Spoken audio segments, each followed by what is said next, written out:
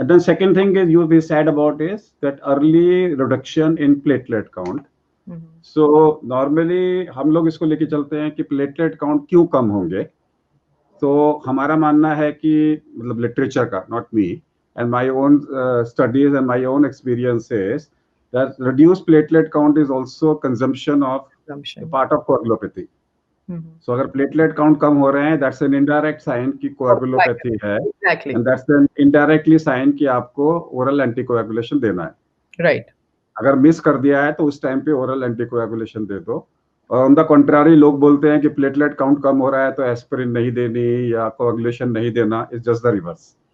अगर आपके हाँ, आई थिंक लाइक अगर आपको कोई सिम्टम्स नहीं है या साइंस नहीं है ऑफ यू नो कोएगुलोपैथी, तो this is one of the signs of monitoring कि भाई अगर आपका कम होने लगे तो you have to be very very vigilant.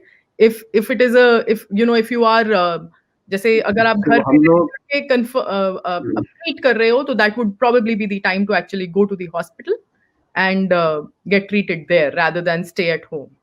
Because बहुत तो हमारा क्राइटेरिया तो बड़ा सिंपल है कि 20% लोगों को हम लोग कैसे ट्रैच करते हैं. सबसे पहले हम करते हैं loss of smell, loss of taste है तो उनको बोल देते हैं बाहर बैठो, तुम्हें कुछ नहीं होने वाला, because they are the one who are going to recover. If they are going to have pneumonia, pneumonia is going to be mild. अगर आपकी उम्र 12 साल से कम है तो हम बोलेंगे बाद में देखेंगे, बिकॉज आपको कुछ नहीं होने वाला.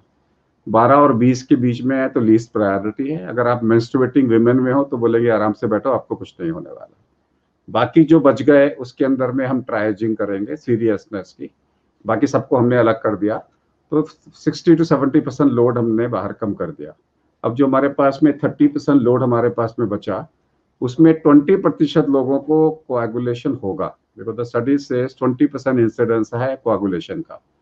इन लोगों को तो हम सबको एंटीकोएगुलेशन में डाल देते हैं डे 1 से, बिकॉज इनके 20% को बचाने के लिए आप 1% मोर्टेलिटी को, हार्ट अटैक को बचाने के लिए सबको एस्पिरिन देते हो, तो यहाँ तो 20% लोगों को कोएगुलेशन होगा.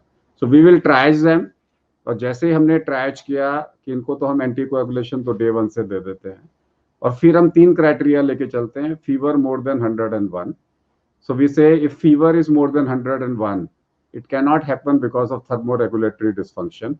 It can not be a viral fever, it has to be a cytokine fever, चाहे वो IL-1 बीटा का हो, चाहे वो NLRP का हो, चाहे वो IL-8 18 का हो या 6 का हो या TNF का हो. हम उसमें फीवर मोर देन 101 या एक्सरे में पैच आ गया या तीसरे दिन खांसी आ गई, सो वी से घर में आग लग गई, अब आग को सप्रेस करो. We start steroids, and steroids के साथ में हमारे पास ऑप्शंस हैं. So we can give steroids, we can give colchicine which is IL-1 beta inhibitor, we can give ad mefenamic acid which is NLRP inhibitor, or we can add baricitinib which blocks all the cytokines. So यहाँ पे आके और we can give thymosin alpha to increase the lymphocytes.